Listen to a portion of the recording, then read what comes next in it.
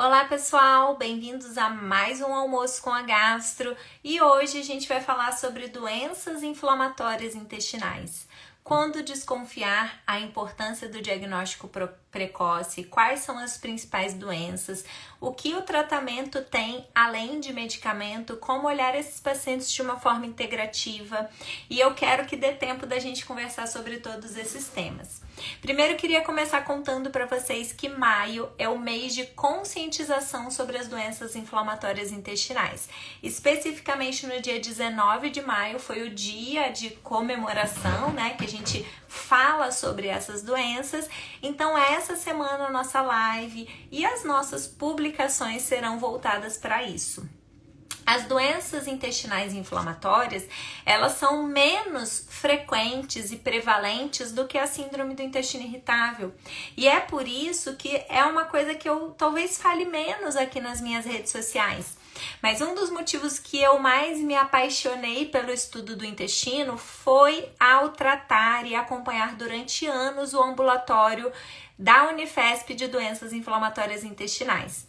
Isso porque em muitas condições na gastroenterologia eu consigo aliviar sintomas, mas muitas vezes eu não consigo ter uma melhora assim tão visível quanto é na doença inflamatória intestinal. Porque o paciente na crise da doença inflamatória intestinal, ele tem muitos sintomas, ele tem uma qualidade de vida muito acometida. Esse paciente muitas vezes ele perde peso, nem sempre, mas alguns pacientes chegam a estado de desnutrição. E é muito bonito ver esse paciente respondendo ao tratamento com normalização de marcadores inflamatórios, com melhora da anemia, com ganho de peso. E isso é uma coisa, às vezes, muito palpável da gente ver quando o paciente está desnutrido e começa a ganhar peso, quando o paciente sangrava nas fezes e, de repente, ele consegue fazer um cocô formado, e isso é muito bom, e a doença inflamatória intestinal tem tratamento, mas assim como grande parte das doenças na gastroenterologia, ela ainda não tem cura, e a gente precisa falar sobre isso, porque quanto antes eu estabelecer o tratamento adequado para esses pacientes, melhor é a chance desse paciente entrar em remissão da doença, e remissão quer dizer ganho de qualidade de vida, controle de sintomas, melhora da inflamação, mas também eu tenho mais chance de evitar complicações da doença. Então, uma doença que no passado o tratamento era um tratamento quase que paliativo, em que esses pacientes muitas vezes eram submetidos a cirurgias, iam perdendo pedaços do seu intestino e muitas vezes chegavam no estado de intratabilidade. Com o estudo, com o advento de novos tratamentos, nós conseguimos muitas vezes tratar de forma precoce, evitar complicações. Alguns desses pacientes a gente vai fazer a cirurgia de forma preventiva, mas para muitos outros a gente nem vai precisar de tratamento cirúrgico. Então, é uma doença que nos últimos anos os estudos progrediram muito, e foi uma coisa que me encantou quando eu estava fazendo gastroenterologia, porque na época as pessoas meio que se dividiam, quem ia estudar fígado, quem ia estudar intestino, e o intestino, do ponto de vista de doenças inflamatórias intestinais, estava muito no auge dos medicamentos novos, dos biológicos, de tratamentos de fato preventivos de complicações da doença, e foi uma coisa que era o que eu mais gostava de estudar, de acompanhar, de tratar. Depois da síndrome do intestino irritável, que eu tinha interesse pessoal, né, gente? Já que eu era portadora de síndrome do intestino irritável. Então, vamos começar um pouquinho falando de quais são os sintomas de doenças intestinais inflamatórias. E a grande questão é que os sintomas mais frequentes dessas doenças são dor abdominal, diarreia e mudança do hábito do intestino. Tá? Alguns desses pacientes podem ter sintomas que vão remeter muito à inflamação, como por exemplo, um paciente que tem sangue nas fezes. Acho que ninguém, nem um médico não especialista, um médico de PS, não valoriza sangue nas fezes. Então, quando esse paciente tem sangramento nas fezes, apesar de ser um critério, um sinal de alarme, É um sinal de alarme que qualquer pessoa reconhece, né, gente? O próprio paciente começa a ver que tá saindo sangue no cocô, ele sabe que aquilo não tá certo, não é normal sangrar nas fezes. Mas eu queria trazer para vocês um olhar mais ampliado. Por quê? Não é todo paciente que tem doença inflamatória intestinal que vai ter sangramento nas fezes. E aí esses que não têm sangramento nas fezes, cujo principal sintoma muitas vezes é a dor abdominal, são sintomas do tipo inchaço, são sintomas, uma dificuldade de ganho de peso, uma anemia que ninguém valorizou ou que ficou na culpa da menstruação, se foi mulher. São pacientes que não têm a sua queixa valorizada. E daí, às vezes, esse paciente fica anos para ter um diagnóstico. E a realidade do nosso país é essa. São pacientes que vão ter o diagnóstico depois de 2 anos de doença. 2 anos que esse corpo está inflamado e que essa inflamação está evoluindo neste intestino.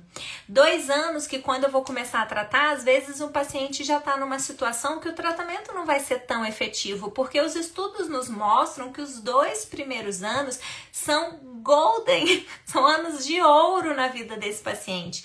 Porque quanto mais precocemente eu fizer o diagnóstico, mais chance de eu tratar sem ter complicação, mais chance do paciente responder ao tratamento, mais chance desse paciente não perder tanta qualidade de vida. Então, a gente não tem que pensar em doença inflamatória intestinal só quando eu tenho sangramento nas fezes.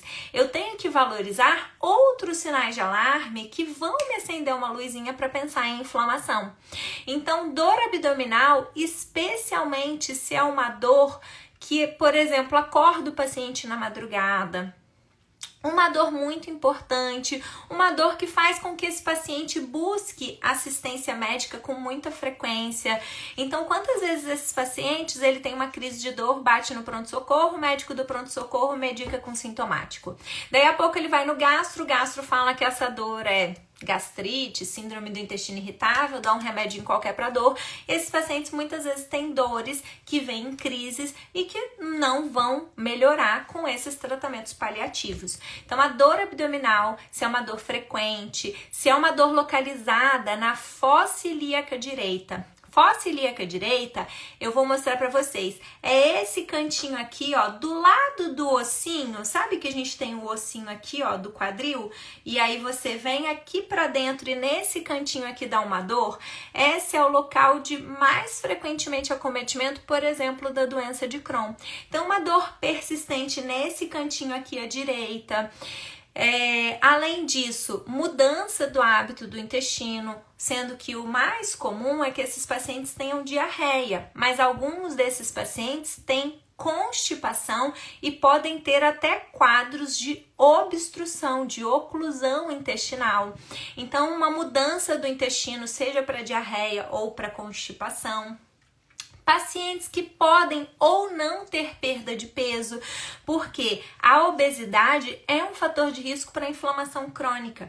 Então, hoje em dia, a gente vê pacientes com doença inflamatória intestinal obesos. Antigamente, classicamente, o paciente com doença inflamatória intestinal era um paciente mais, digamos assim, consumido, mais magrinho, com dificuldade de ganho de peso. E isso ainda é a realidade de alguns desses pacientes. Mas o paciente não precisa ter perda de peso, ele não precisa estar desnutrido e ele não precisa ser muito magrinho para a gente pensar em doença inflamatória intestinal. Até em pacientes obesos, a gente pode ver doença inflamatória intestinal. Mas perda de peso não intencional é um sinal de alarme que a gente precisa valorizar. O que é não intencional? Uma coisa é a doutora Lívia que tá fazendo dieta, tá treinando, tá aqui contando para vocês que tá fazendo dieta. Se vocês me verem emagrecendo, não é por doença, é porque eu tô buscando. Gente, perder peso não é fácil, ainda mais se você não for muito jovenzinho. Agora, sabe aquela pessoa que não tava fazendo dieta, de repente começa a perder peso? E isso é o que a gente chama de perda de peso não intencional. E é um sinal de alarme para a gente pensar em doenças inflamatórias intestinais, tá? Outra coisa é o paciente que tem alguma lesãozinha no ânus, uma fissurinha, alguma coisa que drena uma secreção ali na região do ânus e não tá melhorando. Então, assim, é uma hemorroida, é uma fissura, mas vira e mexe, aquilo ali tá crônico, tá doendo, tá incomodando, não resolve. Alguns pacientes vão ter formação de fístula. E a fístula é quando abre um buraquinho na pele e ela tá comunicando ali o intestino ou mesmo o canal ali do reto, do ânus, a pele perto ali do bumbum, e essa fístula ela pode sair uma secreçãozinha. Por fora ela parece um buraquinho que drena uma secreção, que pode ser uma secreçãozinha purulenta ou uma secreção de fezes mesmo ali naquela região. Então, gente, se tem alguma coisa ali no ânus que tá estranho, que não tá resolvendo, um machucadinho ali que não resolve, que fica aquela coisa persistente, é um sinal de alarme também pra gente pensar em doença inflamatória intestinal. E às vezes a queixa desse paciente vai ser um inchaço abdominal, que às vezes parece que vai a barriga explodir, e às vezes esses pacientes fazem um quadro que a gente chama de suboclusão intestinal, que é a barriga inchar e o paciente não consegue nem soltar os gases, fica realmente como aquele gás preso ali. E isso pode ser um sinal, por exemplo, da doença de Crohn, tá? Então, sangramento nas fezes é talvez o sintoma mais típico, mas que não vai estar presente em todos os pacientes. Dor abdominal é um sintoma bem frequente nesses pacientes. Diarreia, uma diarreia que dura mais de 4 semanas, diarreia que acorda o paciente na madrugada para fazer cocô, uma diarreia com cheiro muito ruim, ou uma diarreia com sangue, aquele sangue misturado no cocô, ou mesmo uma dificuldade de fazer cocô, ou mesmo essa dificuldade de eliminar os gases, são sintomas que podem acontecer em pacientes com doença inflamatória intestinal. Tá? É importante a gente falar que esse paciente ele pode ou não ter perda de peso, mas a perda de peso também é um sinal de alarme, e esse paciente pode ter o estado geral muito comprometido. Então, às vezes são pacientes que têm uma sensação como se a pessoa tivesse sempre gripada, uma sensação de cansaço, fadiga muito intensa, uma pessoa que era uma pessoa super animada e agora ela tá down, tá para baixo, tá sem energia. Isso pode ser um sinal de que esse paciente tem uma deficiência nutricional ou tem uma inflamação crônica. Porque imagina quando a gente está gripado. Lembra a última vez que você pegou uma gripe? A gente não fica com aquela sensação do corpo mole, de cansaço, de dificuldade de fazer as coisas que a gente faz todo dia? Imagina a pessoa que está cronicamente inflamado. Então, essa pessoa pode ter sintomas sistêmicos da inflamação. Alguns pacientes podem ter até febre, mas enfim, a febre eu tenho que afastar de não ser um quadro realmente infeccioso, né, gente? Ainda mais nessas epidemias aí que a gente tem vivido. Então, febre eu sempre tenho que afastar. Infecção, mas a febre é uma manifestação de inflamação e ela pode estar presente em pacientes que têm doenças inflamatórias intestinais. Mas febre, sinceramente, não é o sintoma mais prevalente da doença, tá? Além disso, às vezes, esse paciente vai ter uma história na família. Ele vai ter uma avó que tinha colite, ele vai ter um primo que também tinha um problema intestinal, pode ser que ele tenha alguém na família, mas a história familiar, ela não só não é obrigatória, como na maioria das vezes a pessoa não conhece ninguém na família que tenha esse diagnóstico. Mas se tem um familiar que tem doença inflamatória intestinal, esta pessoa tem um risco aumentado. Então, é uma pulguinha atrás da minha orelha se o paciente fala pra mim, eu tenho uma avó que tem colite, eu tenho um pai que tem Crohn, eu tenho um irmão que tem retocolite. Então, se tem história na família, é também um fator de risco. Mas a história familiar não é obrigatória, porque não é uma doença determinada geneticamente, ela é multifatorial, ainda que a genética tenha um papel. Tá? Então, história na família positiva e a depender da idade. A doença inflamatória intestinal, ela costuma acometer adultos jovens ou numa fase mais velha ela parece ter um segundo pico ali, a hora que começa a entrar para a terceira idade. Mas adulto jovem, principalmente se for homem, a gente tem que ficar de olho aberto. Por quê? Homem jovem, por si só, é fator de risco para ter uma doença mais grave, tá? Então, ela costuma acometer adultos mais jovens. Pode ter um segundo pico na hora que começa a entrar na menopausa, por exemplo, na mulher que está na transição menopausal, ou na hora que o homem também começa a envelhecer, tá? Assim como as doenças autoimunes, elas têm uma tendência de ter um pico na juventude e ter um segundo pico mais velho na vida, mas qualquer idade pode ter o diagnóstico de doença inflamatória intestinal. Tem alguns pacientes que têm quadros mais graves que se iniciam na infância, e a doença inflamatória intestinal na infância, ela é grave, porque uma criança com inflamação, ela vai apresentar comprometimento do crescimento, do desenvolvimento da parte neurológica, de tudo, né? A criança, ela é mais sensível, digamos assim. Então, na criança a gente tem que ter um tratamento ainda mais agressivo, tá? E pode aparecer na terceira idade, então, né, a idade não é um fator limitante, tá? Mas ele costuma acometer em idades mais jovens, tá? A grande questão é que às vezes a pessoa começa jovem, mas aí fica nessa busca, intestino irritável, isso é coisa da sua cabeça, é porque passou muito estresse, blá, blá, blá, blá, blá, 2 anos depois diagnosticou que era uma doença inflamatória intestinal, tá? O Gabriel perguntou: é possível um abdômen agudo obstrutivo causar síndrome do intestino irritável ou doença inflamatória intestinal? Gabriel, é mais provável que isso era já uma doença inflamatória intestinal que causou um abdômen agudo obstrutivo, tá? Não vai ser o abdômen agudo obstrutivo que vai causar a doença inflamatória intestinal, e nesse caso você exclui a suspeita de síndrome do intestino irritável, tá? Síndrome do intestino irritável não combina com obstrução intestinal.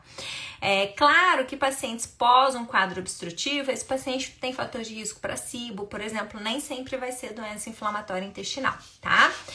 Então é preciso, primeiro, frente a um paciente que tem dor e mudança de hábito intestinal, diferenciar isso da síndrome do intestino irritável. Por quê? A síndrome do intestino irritável é muito mais prevalente, ela vai acometer 10, 15, até 20%, talvez, da população.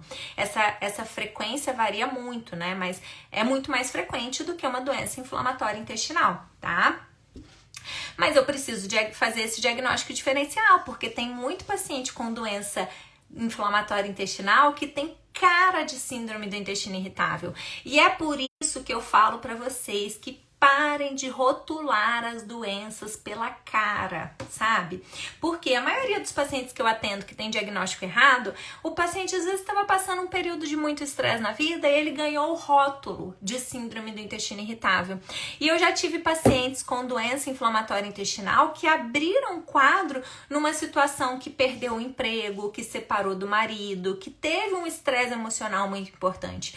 Porque o nosso intestino, gente, é um órgão muito emocionado.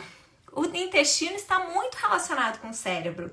As nossas emoções, elas vão influenciar na nossa imunidade, elas vão influenciar no nosso intestino, elas vão influenciar na nossa microbiota e elas vão influenciar, obviamente, nas doenças inflamatórias intestinais também. Então, às vezes a pessoa fica anos sem diagnóstico porque ela mesma fala, eu tenho certeza que esse meu problema é estresse, porque eu tô passando um momento difícil. Mas todas as doenças intestinais pioram em situações de estresse, e o estresse não entra nos critérios diagnósticos da síndrome do intestino irritável. Então, a não ser que esse paciente tenha um quadro de sangramento nas fezes, que aí eu acho que ninguém em sã consciência vai falar que isso é síndrome do intestino irritável, mas os pacientes que têm esses quadros, por exemplo, de dor, de inchaço, de intestino preso, ou de uma diarreia que não tá fazendo o paciente desnutrir, ele muitas vezes fica anos aí com diagnóstico de síndrome do intestino irritável, tá? Então a gente precisa fazer esse diagnóstico diferencial, porque o tratamento dessas doenças vai ser totalmente diferente. O prognóstico, o que é prognóstico? Falei difícil, né? Prognóstico é assim, o que a gente espera dessa doença nos próximos anos? É totalmente diferente da síndrome do intestino irritável e da doença inflamatória intestinal. Então, de tudo que eu tenho para falar aqui para vocês, é que não julguem sem exames. especialmente se tiver alguma coisa que deixe uma pulguinha atrás da orelha. Por exemplo, o paciente que acorda de madrugada para fazer cocô, acorda de madrugada com dor abdominal, o paciente que tem uma dor que com frequência ele tem que bater no médico, no pronto-socorro, é uma dor que impossibilita a atividade diária dele, como por exemplo, paciente que falta no trabalho ou que vai trabalhar e fica passando mal lá. A gente precisa pensar que esse paciente pode ter alguma coisa mais grave que não está sendo tratada. E aí eu já vou entrar aqui no a primeira coisa que, além do quadro clínico, que às vezes vai ser diferente. Então, um paciente com doença inflamatória intestinal ele pode ter quadros de sinal de alarme, né? Sangramento, perda de peso, desnutrição, deficiência de nutrientes, anemia, febre, um quadro inflamatório geral mais exacerbado, ele pode ter uma lesão no ânus, ele pode ter uma suboclusão intestinal, ele pode ter um quadro mais grave que eu nem vou pensar em outras doenças, né? Pelo menos para um médico especialista vai estar ali praticamente escrito na cara que eu preciso investigar a doença inflamatória intestinal, mas às vezes esse paciente vai estar ali no meio do caminho, que parece que é intestino irritável, mas sei lá, né? Vai que não é. Então, a primeiro exame, que é um exame simples e que agora é inclusive coberto pelo SUS e que é um exame muito interessante na doença inflamatória intestinal, é o exame de calprotectina fecal. Por quê? Frente a um paciente que tem um quadro de dor crônica, de diarreia crônica, de mudança de hábito intestinal crônico, eu não preciso esperar esse paciente estar desnutrido, fazer uma suboclusão intestinal, enfim, ter sangue nas fezes para eu pedir esse exame que se chama calprotectina fecal. Tá?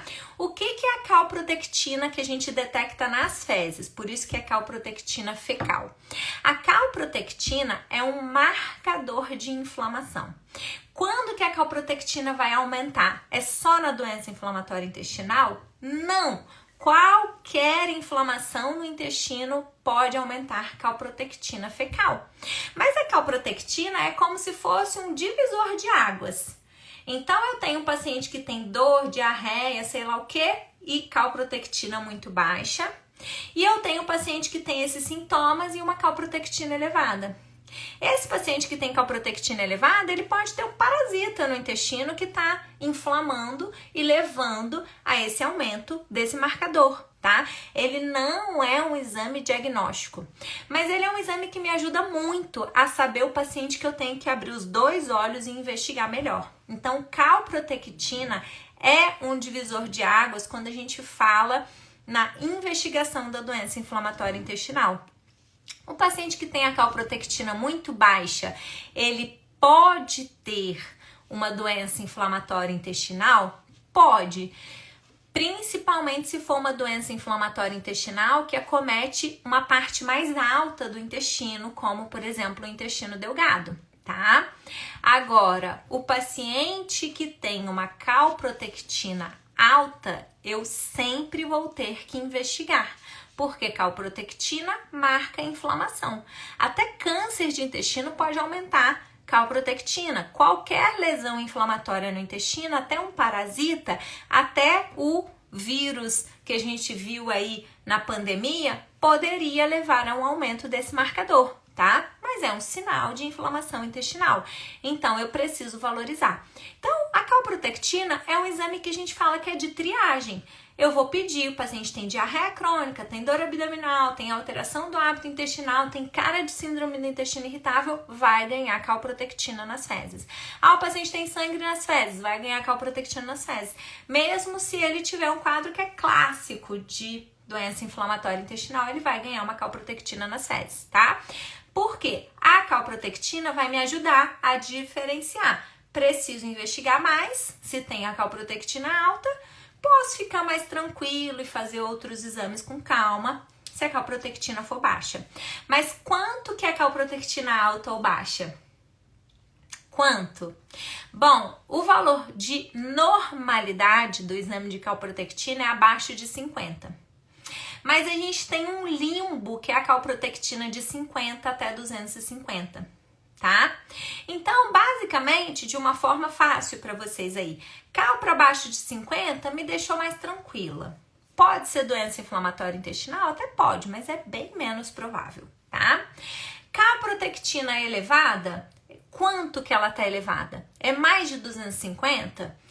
Deve ser uma inflamação mais importante, eu vou investigar mais a fundo. A calprotectina ficou entre 50 e 250, aí eu tenho que ter mais dados, não é? Não vai ter uma resposta certa para todo mundo. Vai ter gente que essa calprotectina vai estar um pouquinho alterada até na síndrome do intestino irritável, na disbiose intestinal, numa parasitose. Agora, a calprotectina acima de 250, 2 olhos bem abertos, especialmente se for uma calprotectina acima de 500, tá? Aí é 3 olhos abertos e faz todos os exames até que se prove o contrário, que isso não é um quadro realmente inflamatório intestinal, tá? Então, se você sofre do intestino, diarreia, constipação, dor, fica batendo no pronto-socorro, vai no gastro, ninguém resolve, nunca fez exame de calprotectina, faça, tá? Porque aí você vai ter um direcionamento. Ela não vai te dar diagnóstico, mas ela dá uma ajuda, é uma dica, tá? Então, a calprotectina é uma dica. Além disso, a gente tem outros exames que vão me ajudar na doença inflamatória intestinal.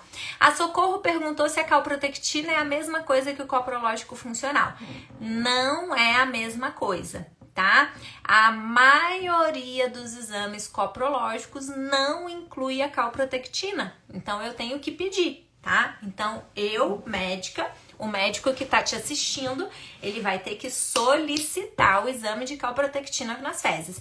E a gente sabe que a maioria não pede, por quê? Porque ele não quer te incomodar, né? Dá muito trabalho fazer exame do cocô, dá uma vergonha chegar no laboratório com aquele potinho. É melhor você morrer aí sem diagnóstico mesmo, né? Vai fazer esse exame tão difícil de fazer. Então, eu sei, peça pro seu médico. Se ele não te pediu, peça. Fala, eu gostaria de fazer um exame de fezes, tá? Aí você já vai direcionando. Aí a Michelle falou que a calprotectina dela deu 69 e ela teve diagnóstico de SIBO. Calprotectina de 69, SIBO positivo, o SIBO pode dar essa calprotectina de 69, tá? Aí teve alguém que perguntou quem que trata, se é o gastro ou se é o proctologista, tá? E a verdade é que o proctologista, ele é o cirurgião que vai tratar a doença inflamatória intestinal. E ele vai trabalhar em conjunto com o gastroenterologista, tá? Então, os dois profissionais deveriam estar habilitados para fazer diagnóstico, para tratar em conjunto a doença inflamatória intestinal.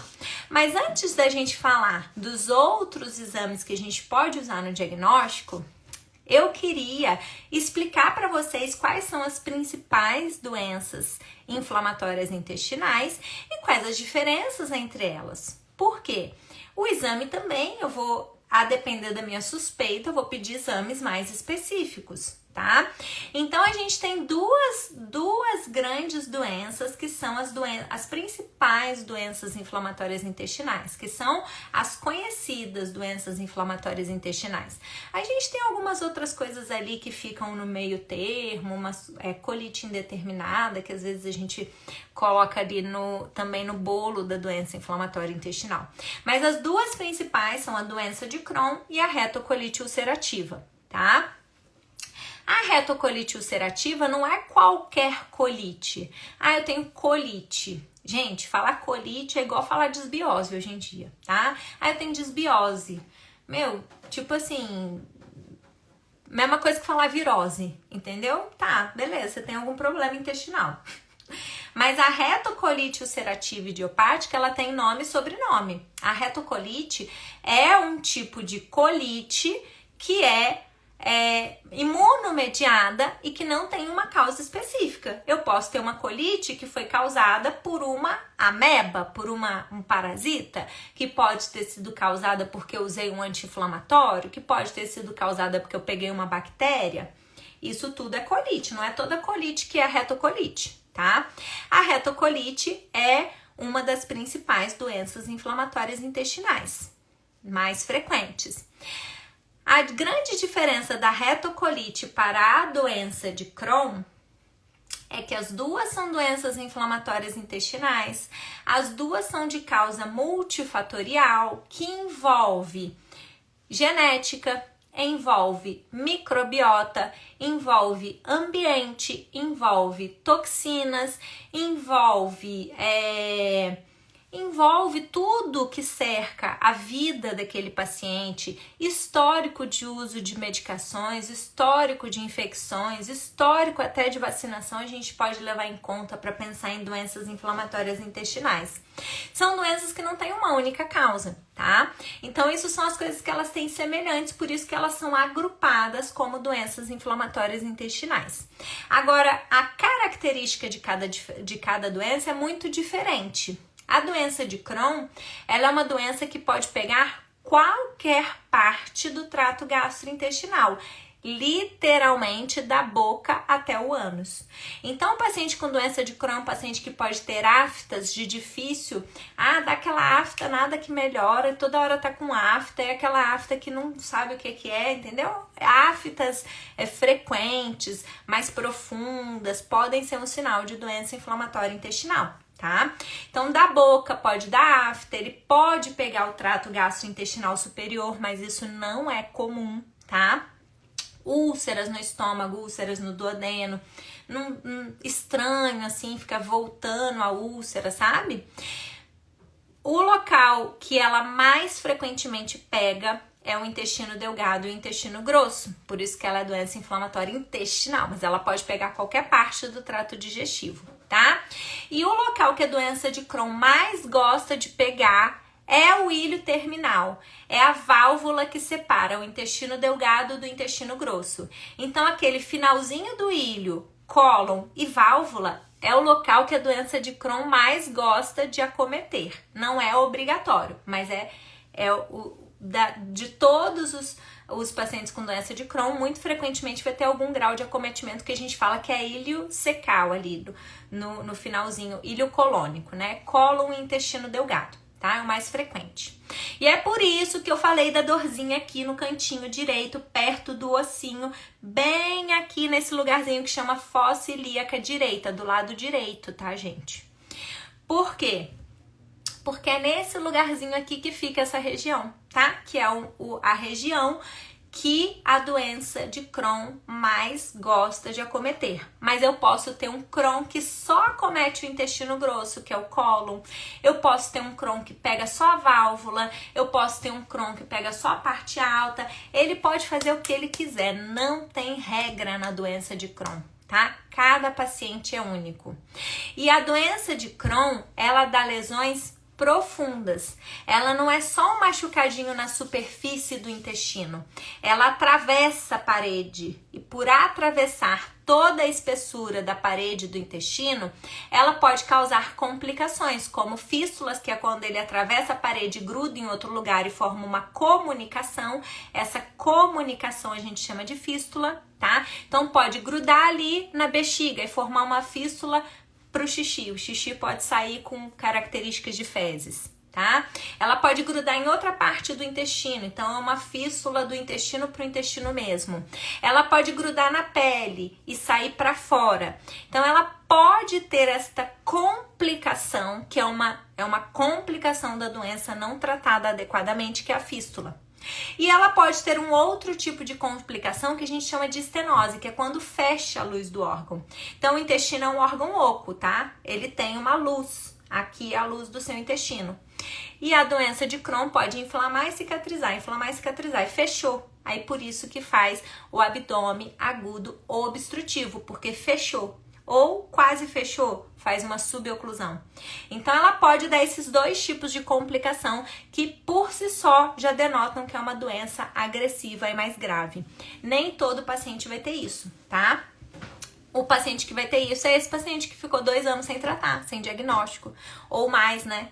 Eu já fiz diagnóstico de pacientes que tinham doença há muitos anos, sem diagnóstico ou sem o tratamento adequado. Tá? Então, é isso. A doença de Crohn, ela pode potencialmente causar complicações do tipo fístula, estenose, e ela pega onde ela quiser, sem regra, não tem regra nenhuma. Uma lesão aqui, outra lá, essa lesão que a gente fala que é salteada. Pega um pouquinho no colo, um pouquinho no intestino delgado, um pouquinho da válvula, um pouquinho de afta na boca, tudo misturado. Cada paciente é único. Tem paciente que vai ter um Crohnzinho leve ali só na válvula, só no ilho terminal. Vai ter paciente que vai ter um Crohn que pega tudo, difícil de tratar, com estenose, fístula.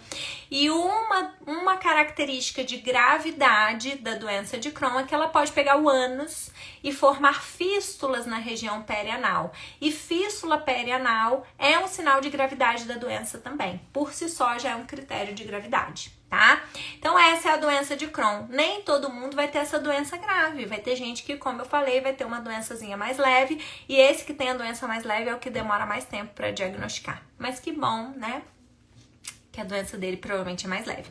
Mas às vezes tem paciente com doença grave que acomete só o intestino delgado e fica anos sem diagnóstico porque não sangrou no cocô, tá?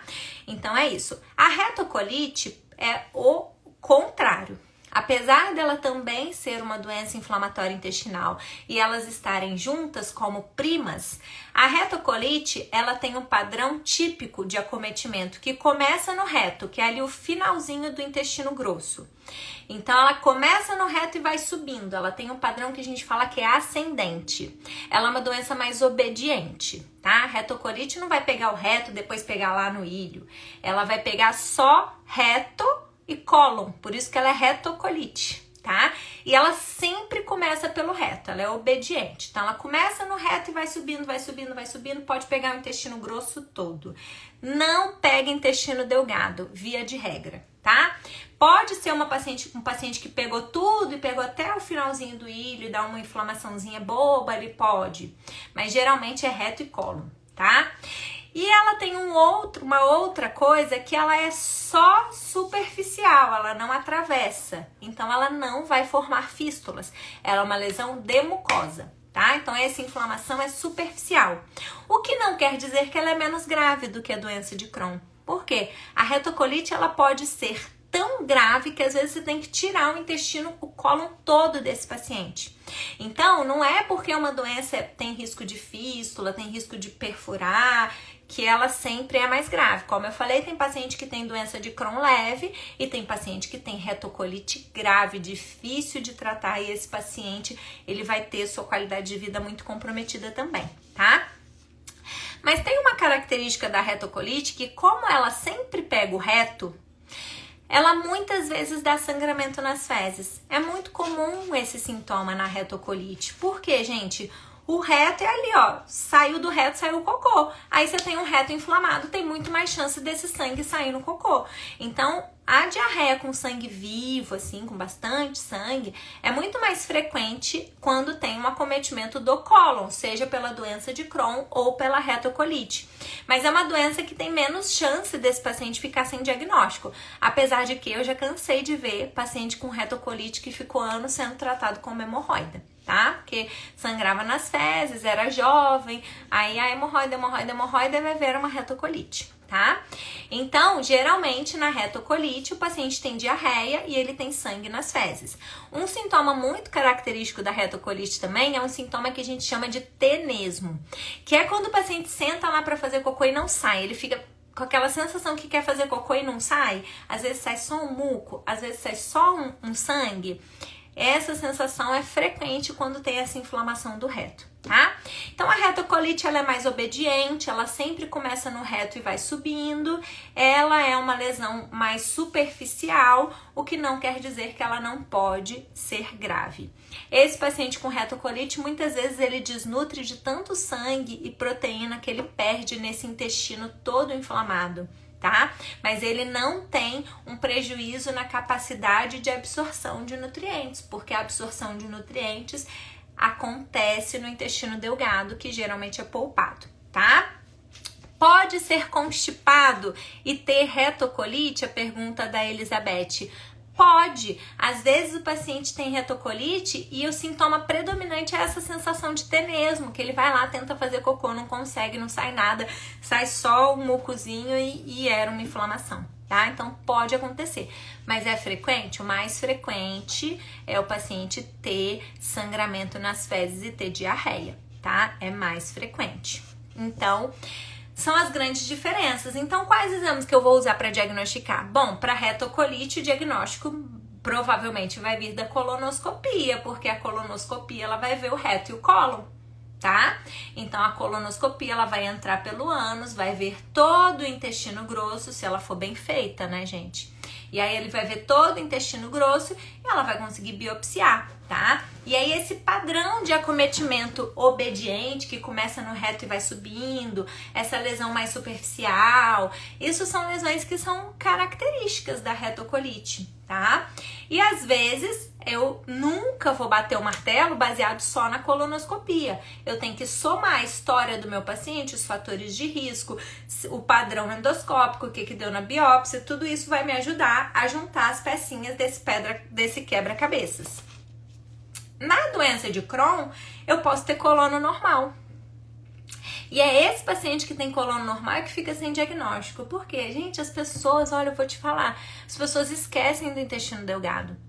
Pensa aí o que vocês me contam aqui nos comentários, tá? Você que sofre de problema intestinal, já fez endoscopia e colonoscopia?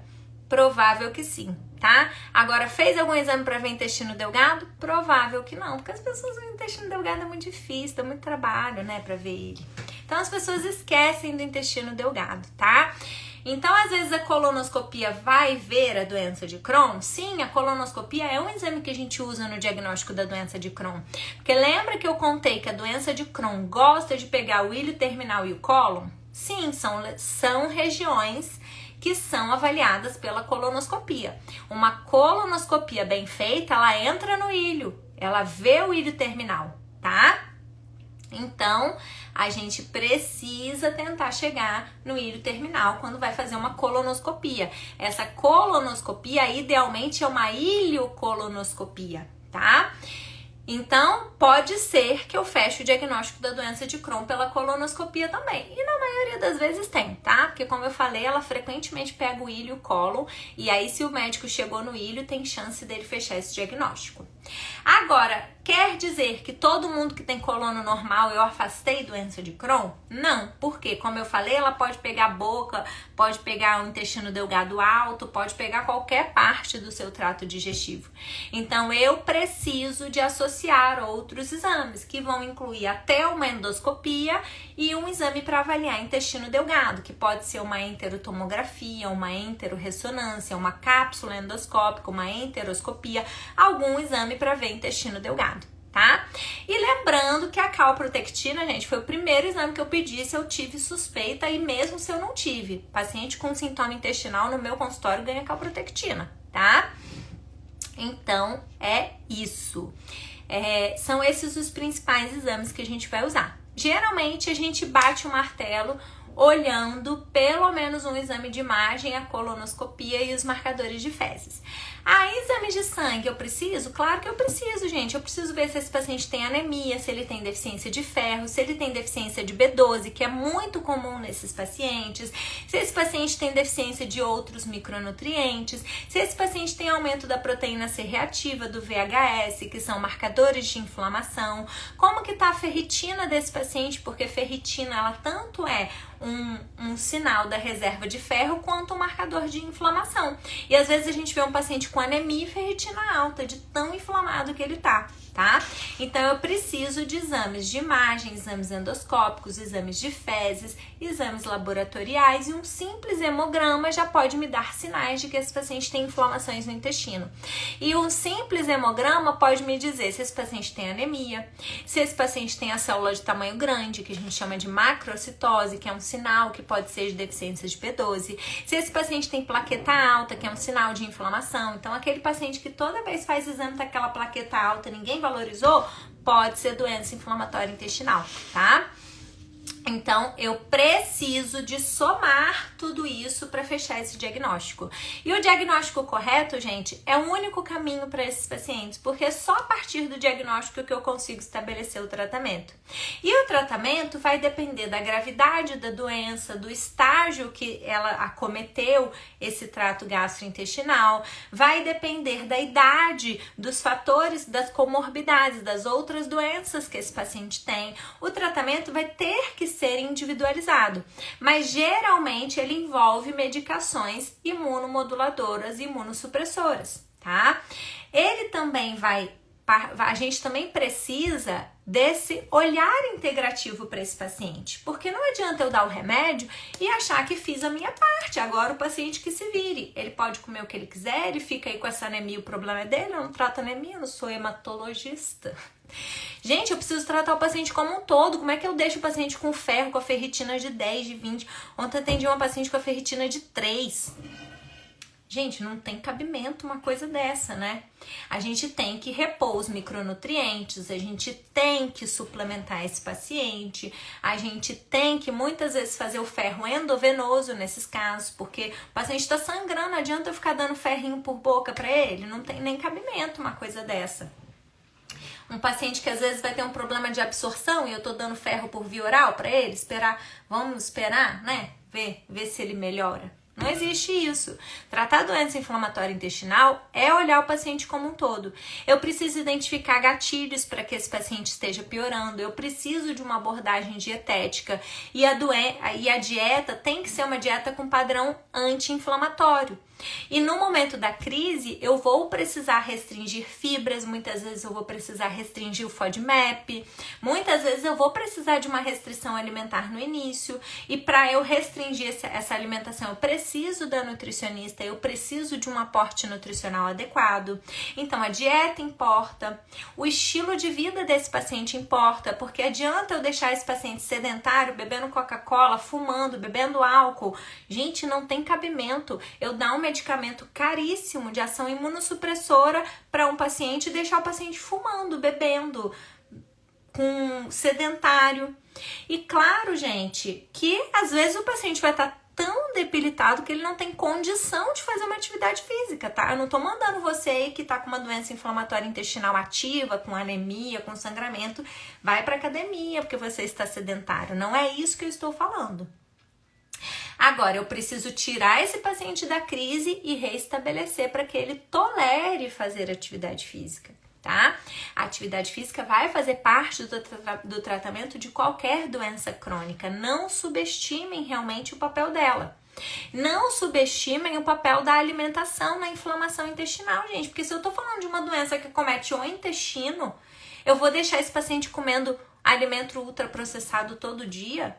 Eu vou deixar esse paciente bebendo todinho na casa dele? Não tem cabimento uma coisa dessa. E é claro que na crise eu preciso restringir mais a dieta e depois eu vou dar uma flexibilizada, porque a vida é assim, esse paciente não vai viver em restrição. Mas eu preciso de unir forças para controlar essa inflamação.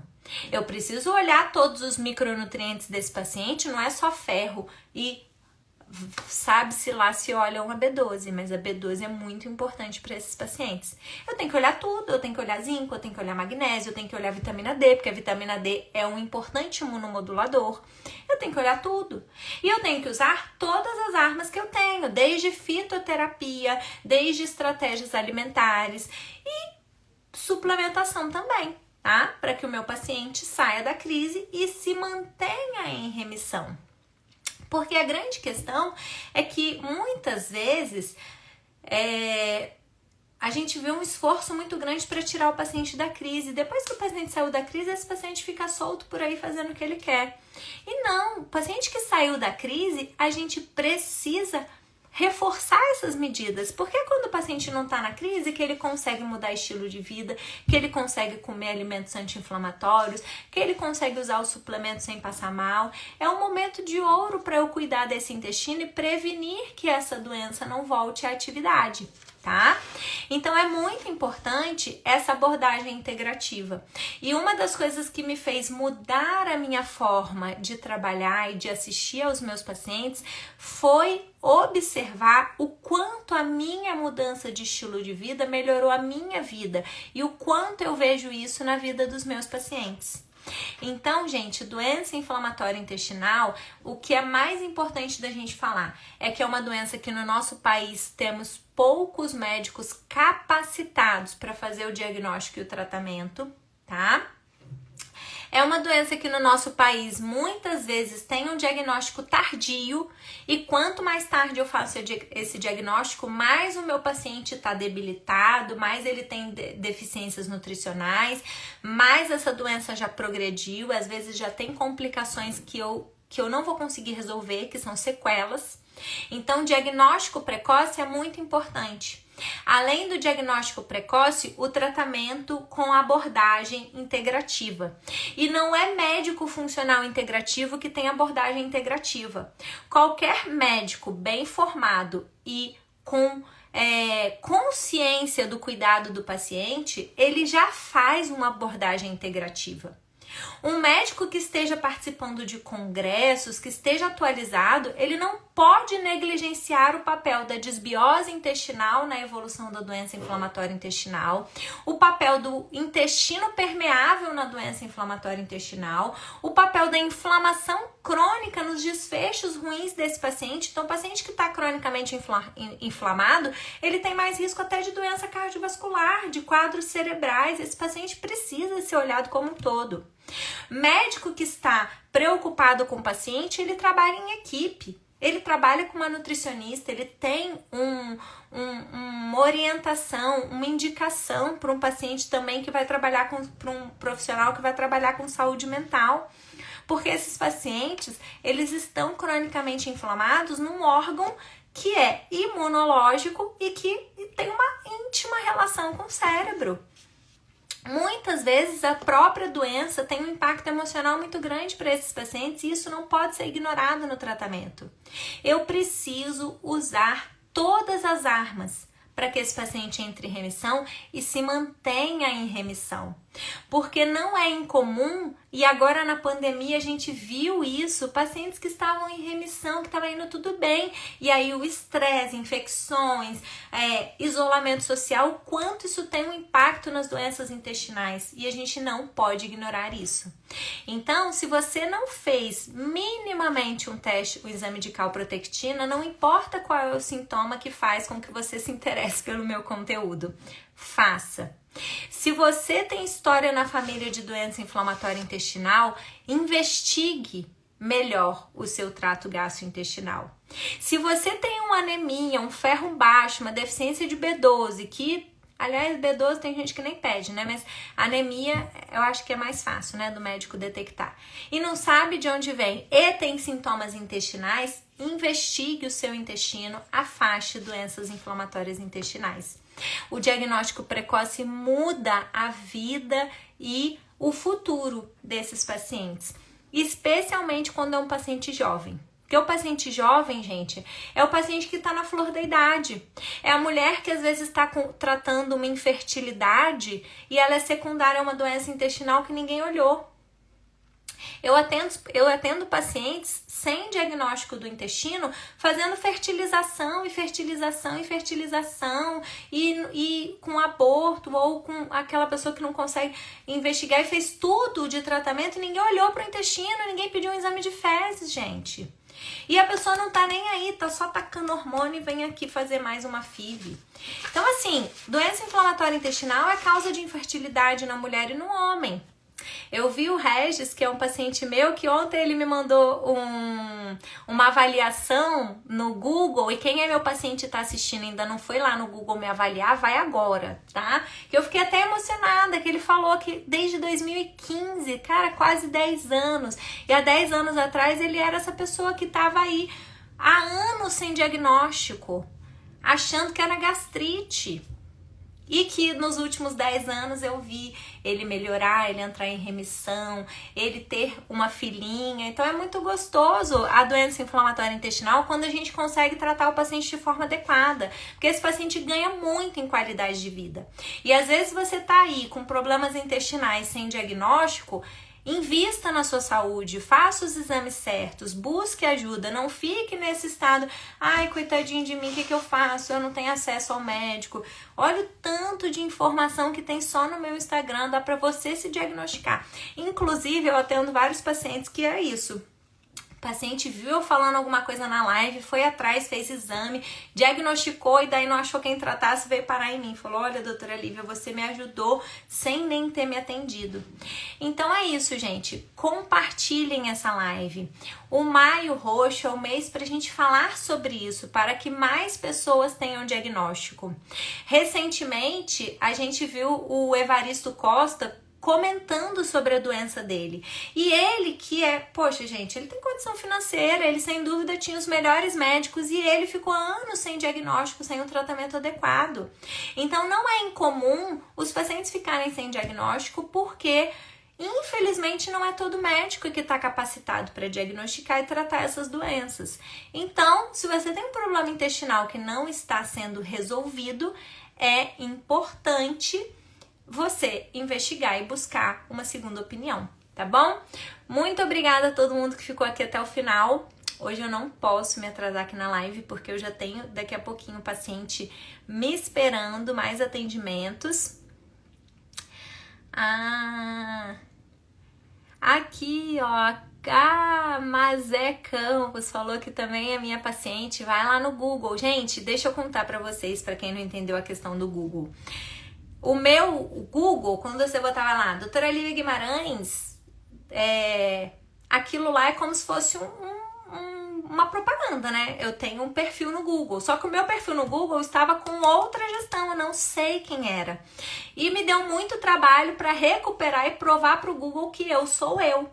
E lá tinha uma avaliação fake de um paciente que nunca passou em consulta em mim, que provavelmente é algum concorrente que foi lá e botou uma fake news no meu Google, falando que o atendimento foi péssimo, que o pós-consulta foi péssimo. Aí eu fui olhar o nome do paciente, eu nunca atendi. Eu levantei todos os pacientes que eu já atendi, nunca passou em consulta comigo. Eu fui olhar o perfil, é uma pessoa que é um detrator, ele só faz avaliações negativas de todos os lugares que ele passa. E nunca passou em consulta comigo, e eu tinha essa avaliação negativa lá e eu não conseguia pedir para os meus pacientes me avaliarem porque eu não estava como dona do meu negócio no Google. Aí agora, depois de muito tempo, eu consegui que o Google reconhecesse que eu sou eu, então tô pedindo para os meus pacientes irem lá avaliar, tá? Porque vocês precisam me ajudar nisso também, tá bom? Então, quem é meu paciente, quem eu já ajudei de alguma forma, vai lá no Google e me deixa uma avaliação, por favor. Tô pedindo esse biscoito aí pra vocês, tá bom? A live vai ficar salva. Se vocês, por favor, compartilharem com pessoas que sofrem do intestino, que ainda estão sem diagnóstico, ou mesmo com portadores de doença inflamatória intestinal que ainda não tiveram a sua doença em remissão.